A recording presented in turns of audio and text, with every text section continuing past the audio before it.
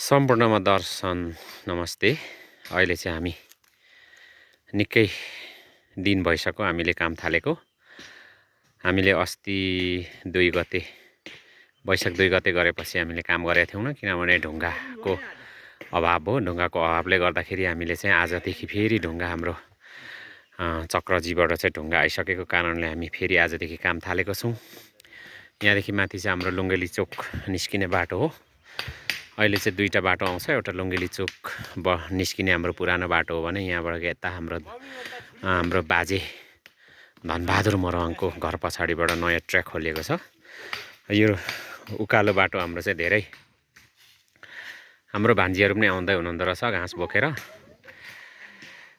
यो बाटो चाहिँ धेरै उकालो र वर्षायाममा चाहिँ धेरै चिप्लो भएको कारणले हामीले यहाँनिर ढुङ्गाको सोलिङ हाम्रो देउमाई नगरपालिका वार्ड नम्बर 9 वडाबाट चाहिँ वडाको बजेटबाट हामीले जम्मा 1,50,000 नगद पाएको थियौँ। र त्यसपछि चाहिँ हाम्रो यहाँको स्थानीय बुद्धिजीवी र यहीँ स्थानीय स्तरबाट परदेश जानुहुने र हाम्रो आफन्त छरछिमेकी इष्टमित्र कुलकुटुम्बबाट पनि हामीले ढुङ्गा खरिदको लागि र पछिल्लो टाइममा चाहिँ हामी श्रमबाट मात्रै सम्भव नभएपछि मिस्त्री साथीहरू बोलाएर दिनको 700 एकदम न्यूनतम रोजगारीमा चाहिँ हामीले रोजगारीबाट चाहिँ यो काम हामी पुरा गर्नको लागि एकदम मरिहत्ते गरिरहेछौँ। भर्सकै छिट्टो नै सक्ने हाम्रो यो 2083 साल नलागिसक्ने भन्ने हाम्रो कुरो थियो, तर विविध कारणले गर्दाखेरि हामीले अब अझै 2 दिन जति लाग्ने जस्तो हाम्रो छाँटकाँट छ। त्यसै गरी हाम्रो आज चाहिँ हामी जम्मा 7 जना मात्रै छौँ। आज हामी रोजमै गर्दैछौँ।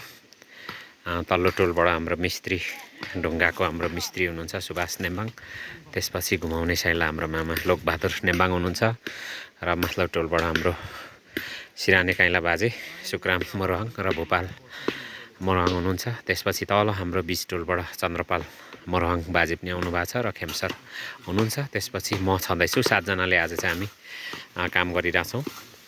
यो हाम्रो कामलाई देखेर अथवा हाम्रो यो गाउँको बाटोको स्तर उन्नति अथवा ढुङ्गाको सोलिङ लाउनुपर्छ भनेर हामीले विभिन्न महानुभावहरूबाट हामीले सहयोगहरू लिइसकेका थियौँ र लिँदै पनि थियौँ। आजसम्म चाहिँ हामीले नयाँ अस्ति हामीले नाम चाहिँ भन्नु बाँकी हाम्रो मलेसियाबाट चाहिँ हाम्रो होइन सुरुबाटै सबैको भनौँ न, बुद्धराम मरवाङ धाराकाइलाबाट हाम्रो 6,000, भीम मरवाङबाट 3,000, सङ्कटासुर मरवाङबाट 3,000, सुभाष नेम्बाङ हाम्रो कोरियामा हुने चतुरे लुङ्गाबाट 6,000, नन्द सर नन्दाङमाबाट 3,000, वीरबहादुर मरवाङ दुबईमा कार्यरत हुनुहुन्छ 6,000 हुनुहुन्छ, सुरेन्द्र मरवाङ 6,000। म पुरानै भन्दैछु है, यो पुरानै हो। बुद्धिसागर होइन हाम्रो अमृत मरवाङ दाईबाट 6,000, पना मरवाङ पना भतिजबाट 3,000, धनसर मरवाङबाट 2 गाडी 6,000, गायत्री बराल हाम्रो गायत्री सरबाट 3,000।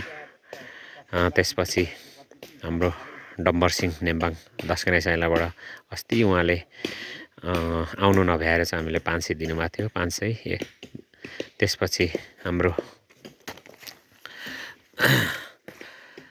दिपेन्द्र सम्बाङबेबाट 2 गाडी भाडा दिनुभएको थियो 6,000। अनि सन्देश सिजाली भान्जाबाट पनि 3,000 थियो। राम मरवाङ याम मरवाङबाट 20,000, हाम्रो दक्षिण कोरियाबाट हो दिपेश मरवाङ 6,000, सुरेश सम्बाङबे 6,000। त्यसपछि हाम्रो यो भन्न बाँकी है अस्ति नआएको नामहरू हो।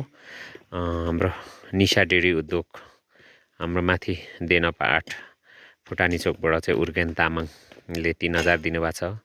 त्यसपछि माथिल्लोपट्टि दत्तात्रेय डेरी उद्योगबाट हाम्रो गुरु बराल ज्यूले 3,000। अनि हाम्रो व्यापारी अथवा पसले साथी विक्रम बरालबाट 1,000। त्यसपछि हाम्रो ज्वाइँ साप अहिले चाहिँ मलेसियामा कार्यरत हुनुहुन्छ हाम्रो रोजन खापुङ। उहाँ चाहिँ पहिला उहाँको घर चाहिँ नामसालिङ हो। अहिले चाहिँ उहाँ हाम्रो यहाँ रित्ता बहिनीको ज्वाइँ रोजन खापुङबाट पनि 3,000 आइसकेको छ। हाम्रो दक्षिण कोरियामा कार्यरत हाम्रो बाजे श्यामसुन्दर मरवाङबाट पनि 5,000 उपलब्ध भएको छ। अनि सुकमाया मोरहाङ राई मेरो जेठी दिदीबाट 2000 आएको छ।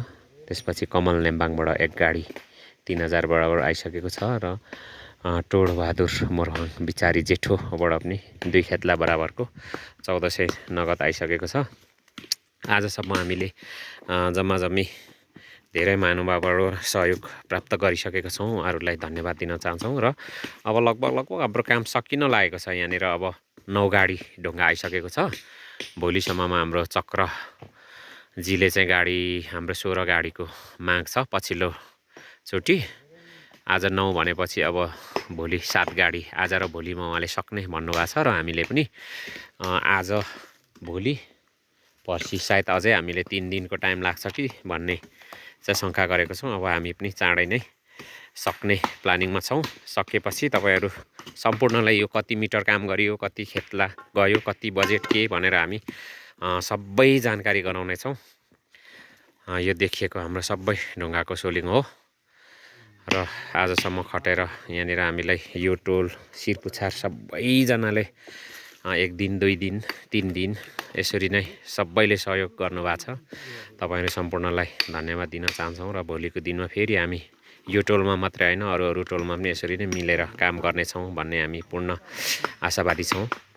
यसरी नै हामीले हाम्रो गाउँको स्थानीय समस्याहरूलाई हरेक समस्याहरूलाई यसरी नै मिलेर हामी समाधान गर्नेछौँ भन्नेमा हामी पूर्ण विश्वास राख्दछौँ र यसरी नै तपाईँहरूले पनि सरसहयोगहरू दिइरहनुहुन्छ भन्ने हामी त्यो पनि हामी एकदम विश्वस्त छौँ भन्दै आजलाई चाहिँ यति नै। अब भोलि थप हामी काम गर्दै त्यसको विवरण पनि दिनेछौँ। हस्त धन्यवाद।